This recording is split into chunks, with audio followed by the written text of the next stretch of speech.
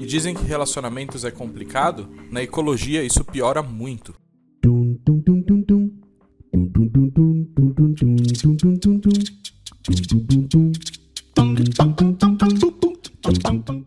Bem-vindo, alunos e curiosos de plantão. Meu nome é Tarek e hoje nós vamos falar sobre as relações harmônicas da ecologia. Mas antes de começar o vídeo, um recadinho importante para vocês. Abrimos o Apoia-se aqui do canal. Nele você vai poder nos ajudar a manter o canal com a melhor qualidade possível, além de ter direito a uma série de benefícios como PowerPoints das aulas do canal, resumos, cronogramas de estudo e várias outras coisinhas que estarão listadas aqui na descrição do vídeo. Depois dá uma olhadinha e, se puder, nos apoie, é muito importante pra gente. Agora, sem mais enrolação, vamos pro vídeo. Tudo no meio ambiente se relaciona. Sabemos que existem relações entre organismos vivos e compostos químicos, como vimos nas aulas de ciclos biogeoquímicos. Agora, a coisa complica ainda mais quando falamos de interações entre organismos vivos. Por isso, eu vou apresentar para vocês em duas aulas, cada uma delas com uma interação conhecida. Para isso, eu preciso estabelecer dois conceitos: as relações interespecíficas e as relações intraespecíficas. Como assim? Intraespecífica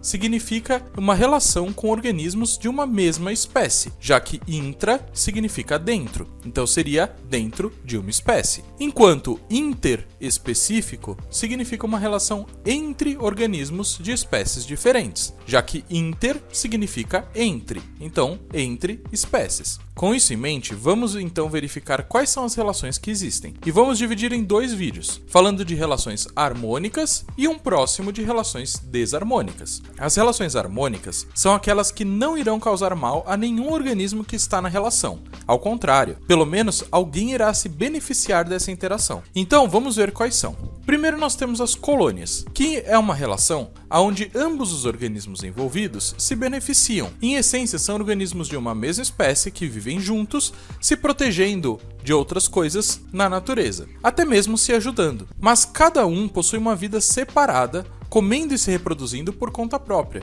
Apenas se ajudam no espaço. Um bom exemplo disso são os pólipos em recifes de corais, que secretam junto esqueletos de calcário na sua organização. Isso é uma relação intraespecífica, hein? O segundo é a sociedade, que é parecida com a colônia no sentido de vários organismos de uma mesma espécie vivendo juntos e se ajudando. Porém, o detalhe é que junto eles formam um mega-organismo, ou seja, separado eles não fazem as funções básicas. Por exemplo, nas formigas, apenas alguns indivíduos do formigueiro vão se reproduzir, outros vão defender, outros ainda vão coletar comida. Cada um tem uma função, mas biologicamente eles renunciaram, por exemplo, funções básicas como a reprodução, para o bem de uma sociedade como um todo. Claro que existem níveis de sociedade na natureza, e a gente vai deixar isso para ser aprofundado numa outra aula, mas também é uma relação intraespecífica. Quem aqui já viu uma foto de um tubarão com vários peixinhos nadando do lado? Até tem um Pokémon inspirado nisso? Essa relação é chamada de comensalismo e funciona da seguinte forma: o tubarão come e acaba deixando escapar comida pelo lado da boca. A rêmora, que é esse peixinho que fica do lado, come o que sobra do tubarão. Ou seja, pro tubarão, ele não sabe que ela tá lá. Não faz diferença nenhuma ela tá lá. Pra rêmora, só tem benefícios, porque ela não vai precisar caçar e o tubarão vai fornecer alimento e proteção para ela. Nesse caso, é uma relação interespecífica.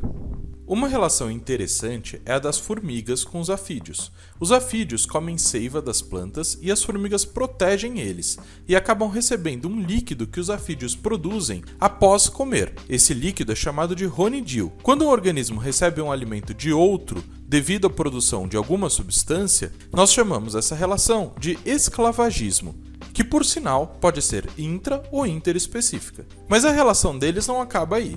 Quando a formiga vai mudar de local, ela acaba levando os afídeos junto, como uma espécie de mochila de alimento, para se estabelecer em outro local. E nesse caso, quando o animal leva o outro para benefício próprio, sem prejudicar o que está sendo levado, nós chamamos essa relação de forésia. Uma outra relação é o inquilinismo, onde os organismos utilizam o corpo de outro organismo para viver. Em geral, ninguém sai perdendo e nem ganhando dessa interação. Às vezes, até pode acontecer um certo ganho para o inquilino, porque ele pode aproveitar o tamanho do outro como vantagem. Um bom exemplo disso são as bromélias, que ficam em cima de troncos de árvores. Estar em cima vai permitir que a bromélia capte mais energia solar e sobreviva ali. Para a árvore não faz diferença nenhuma ela tá lá ou não. É uma relação também interespecífica. Temos também o mutualismo, que é um conceito bastante confuso na literatura, pois na natureza encontramos várias variações dele. Então eu vou tentar explicar com mais calma. Em essência, ele é uma relação entre dois organismos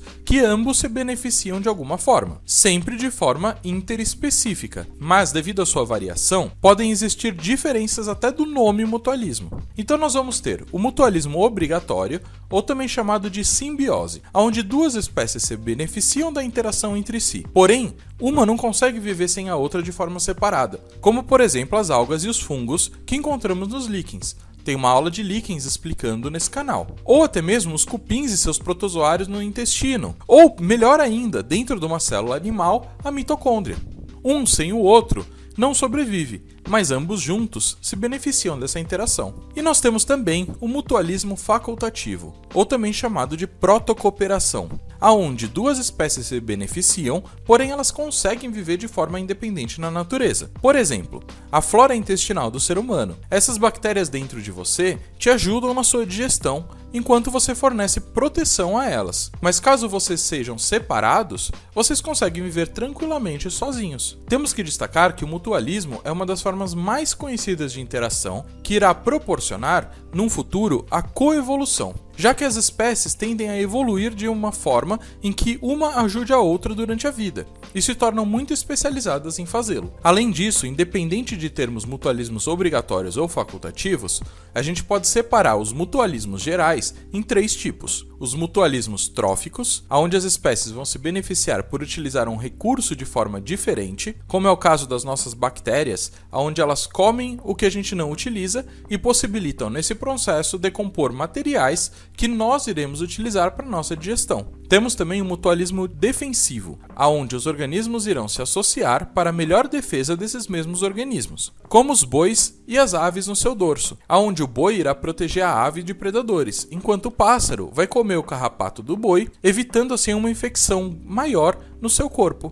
E nós temos também o mutualismo dispersivo, que também é chamada de polinização ou dispersão, que a gente já comentou numa outra aula aqui do canal em detalhes, dá uma olhadinha lá depois. É claro que todas essas relações existem muitos exemplos diferentes, afinal, todos os organismos vivos têm interações uns com os outros ao seu redor, então temos diversas variedades e exemplos por aí. Temos também que dizer que os organismos podem fazer múltiplas relações com diferentes organismos ao mesmo tempo. Fique ligado, porque na próxima aula nós vamos falar sobre as relações desarmônicas. Eu espero que vocês tenham gostado do vídeo, não se esqueçam de curtir e compartilhar, e lembrem-se que toda semana temos um novo vídeo para você saber um pouco mais sobre a biologia. Então se inscreve no canal e ativa o sininho para sempre receber novas notificações.